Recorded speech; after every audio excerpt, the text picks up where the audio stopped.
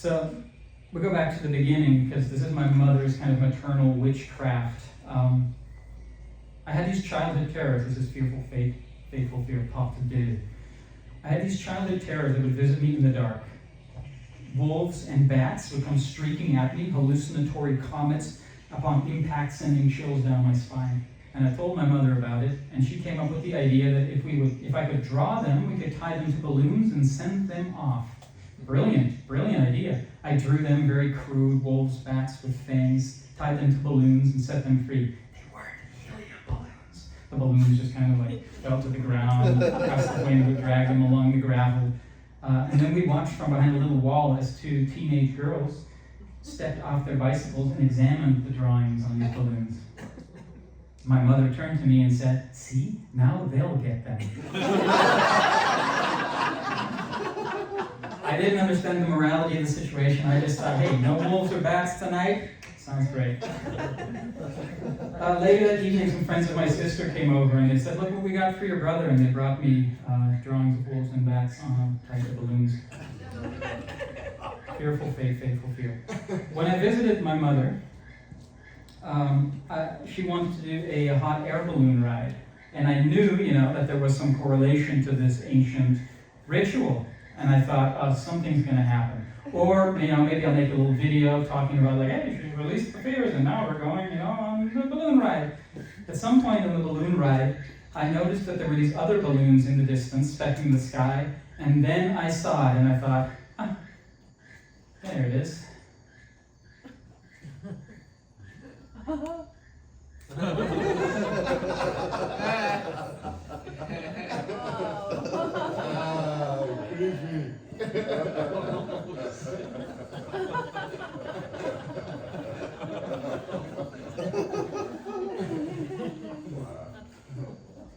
Our allied fears. I started while I was in New York, and I started doing this performance, and I started sharing my art. I wanted to try something out. A few years ago, in 2018, I got a gig by somebody from the Bay Area tea community, together with a friend, to do tea leaf readings, and he was going to do crystal ball readings. So I figured I can do tea leaf readings. It's basically pareidolia, right? So we went to this corporate event, and we thought we were going to be some side effect, but it turned out we were like the main event. People were lined up all night.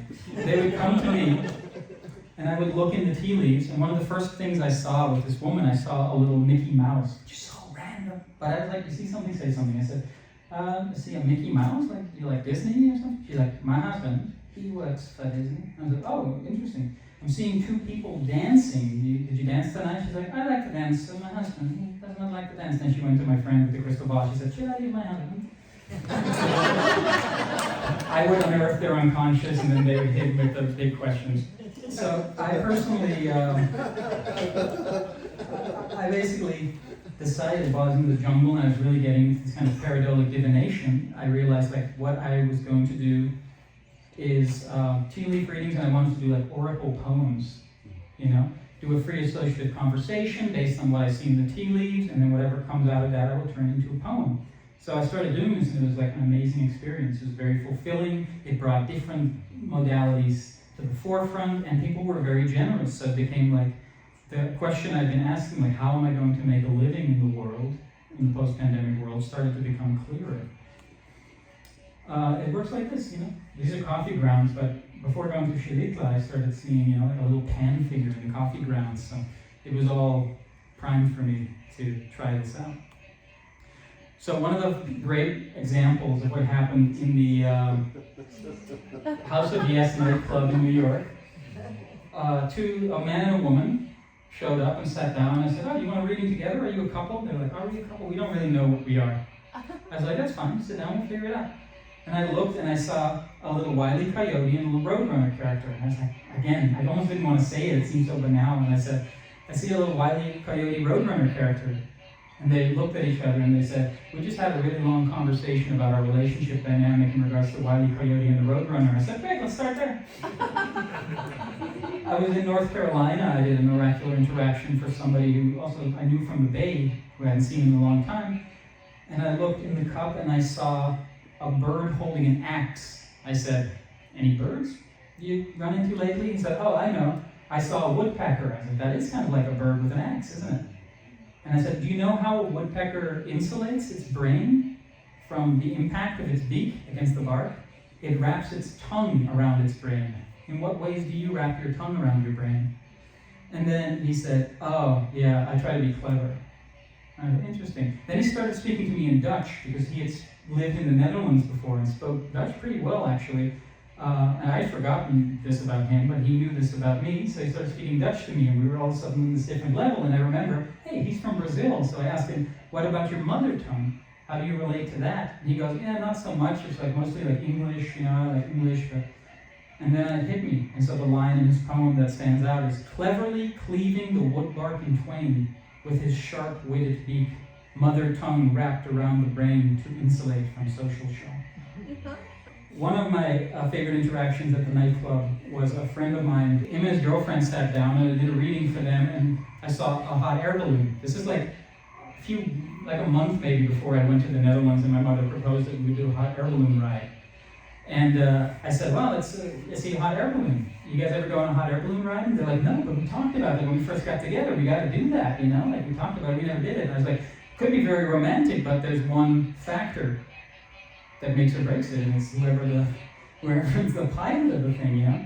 It's all romantic in a basket with this third wheel, you know? Like, who would you imagine this person would be? And she, out of nowhere, she goes, oh, his name would be Schlen.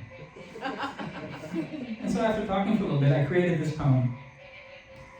Schlen is full of hot air. In the vehicle depot, Bob, a fellow air balloonatic, comments, you look dirigible, Schlen. We're all basket cases, Bob. Schlen found a way to blow off steam and get high. He likes to be the third wheel in the sky vehicle. Full of hot air basket case, Schlen gets high his way, blowing off steam, the third party of Team Steam. Steampunk newlyweds with bird's eye view of valleys share the air with a dirigible basket case. Like baby Moses floats upstream through the airwaves in his happy place in the zone. A week later, my friend messaged me and he's like, hey, we looked up Schlen in the Urban Dictionary and it means being high after one consumes cannabis, like slain, you know? I'm like, oh, interesting.